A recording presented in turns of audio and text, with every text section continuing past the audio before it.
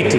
نبی علیہ السلام نے بھی اپنی آخری عمر میں ابو بکر کو اپنے مصلی پہ کھڑا کیا تھا، نماز پڑھوائی تھی، یہ بتایا تھا کہ میرے بعد میرا امام، کائنات کا امام یہ ہوگا، امت کا امام یہ ہوگا۔ یہ تھی نا وصیت، اور لوگوں نے چیخنا شروع کر دیا بھی پہلا نمبر کس دا؟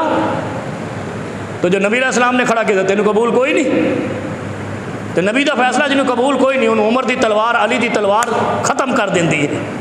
سمجھ آئی؟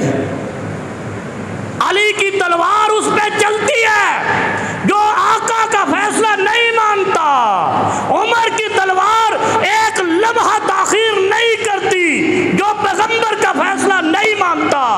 تو جو پیغمبر نے اپنے آخری دنوں میں، بالکل آخری بیماری کی حالت میں، وفات سے چند لمحے پہلے جو ابو بکر کو مصلی پہ کھڑا کر کے یہ اشارہ کر دیا تھا کہ میری امت کا امام بھی یہی ہے، میری امت کا امیر بھی یہی ہے۔ کسی نے پوچھا یا رسول اللہ صلی اللہ علیہ وسلم، ہم آئے واپس اور آپ سے ملاقات نہ ہو تو کس کے پاس جائیں؟ فرمایا ابو بکر کے پاس جانا۔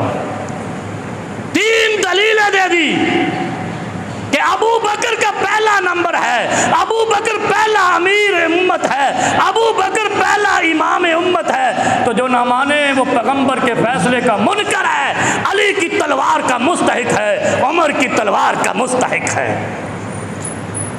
مختصر جملوں میں وہ کیا کہتے ہیں، وہ دریا کوزے چ بند کر دیتا، اسی کوزہ دریا چ سٹ چھوڑیا، کیونکہ اپنے آپ کو کہتے ہیں نا اسی بڑی شے ہیں۔